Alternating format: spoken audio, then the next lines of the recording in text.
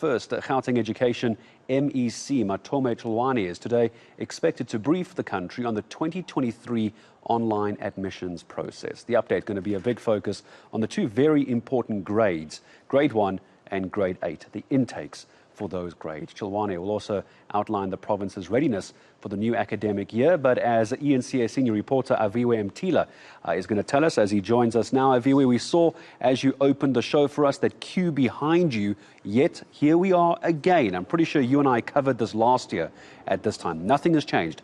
Last minute admission queries and very long queues. Just how bad is it? Good morning.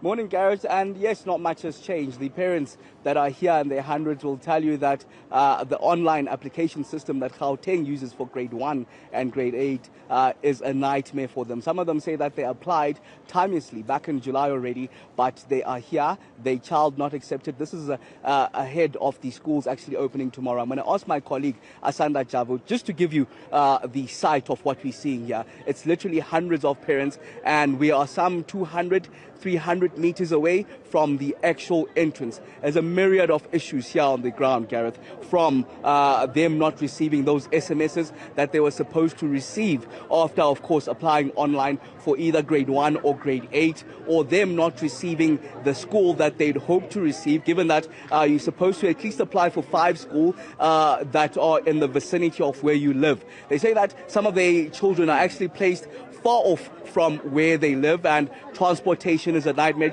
or either their children are placed at schools that they don't deem fit for their children to be in. In fact, I want to catch up with some of these parents, Gareth, just to get their grievances and what puts them here outside the Benoni Department of Education. Mama, thank you for joining us at eNCA. I understand you were here from the early hours as the department itself opens at 8 o'clock, but what puts you here? I have applied for my child for Grade 8 on the 29th of July, and I'm still waiting for a placement or any kind of message. I didn't receive anything. 29th of July 2022, applying for Grade 8 in 2023. And what further steps have you taken then, given that you haven't received that SMS? What have you taken any further steps? We've been coming here like 2 weeks before the school closed, and they told us that we must be patient and wait.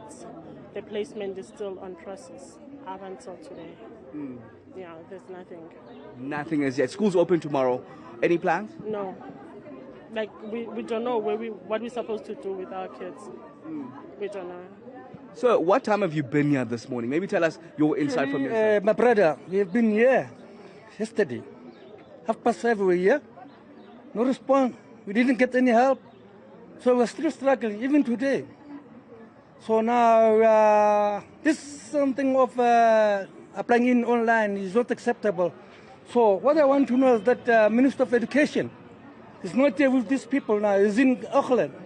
So there's no solution. People will be staying here. Some of them, they go and stay under the shadow. So we're struggling with the children. So we just need a solution. If something like this, what are we supposed to do? What action we have to take it? Because we don't get any help. Where must we go? Okay, we're going to keep moving along as you hear those frustrations, Gareth. I want you to see the line properly here. We're far off from where the entrance is of the Department of Education here in Benoni. You can see the hundreds, if not thousands of parents ahead of the schools actually opening. And we're still going to get word with some of them, try to understand what their grievances is. Mama, thank you for joining us at eNCA. Maybe tell us what time you were here and what the actual problem is. We arrived here before 6 o'clock in the morning. We have to queue, and then we just heard that they might be opening at 9 o'clock. And they know at this time of the year, people are coming obviously to get help from them, but then they will just sit there, not open in time. Schools are opening. Does your child have a school? And if not, what are the challenges? The challenge is I applied very early when the applications opened. I don't know if it's incompetence or what can we call it, because I was told online to upload documents, including the report for my son. It clearly shows that he's doing which home language. And then they went and placed him on a school that doesn't do that language. Okay. All right, so it's a school that doesn't place the home language of the child. I'm going to try to get to maybe one or two more voices, Gareth, not to eat up too much of your time. But Siswam, maybe tell us where you're from, and did you apply timeously for your child to be placed in grade 1 or grade 8?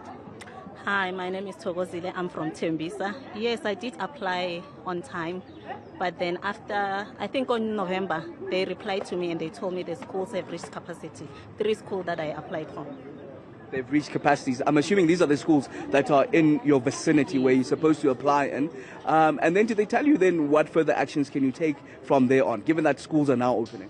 We went to the other school yesterday and they told me that there's nothing they can do. I must go to the district. So that's why I'm here today. Schools are opening. Have you bought your uniform? Have you prepared for the schools opening? No, I haven't prepared because I can't buy uniform because I don't know where my child will be placed at. So I'm still waiting. So we'll see today what will they say. Okay.